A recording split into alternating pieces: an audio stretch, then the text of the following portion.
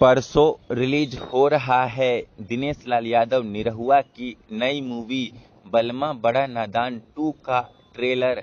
जी हाँ दोस्तों, आपका स्वागत है मेरे चैनल ऑसम भोजपुरी पर।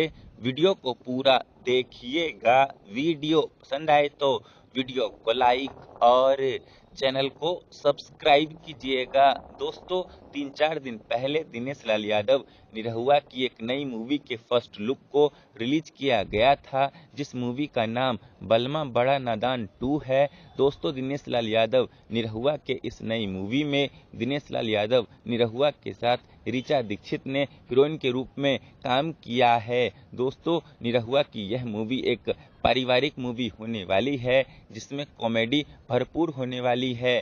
दोस्तों, निरहुआ अपनी इस नई मूवी में एक मंद बुद्धि वाले व्यक्ति का किरदार निभाते हुए नजर आएंगे।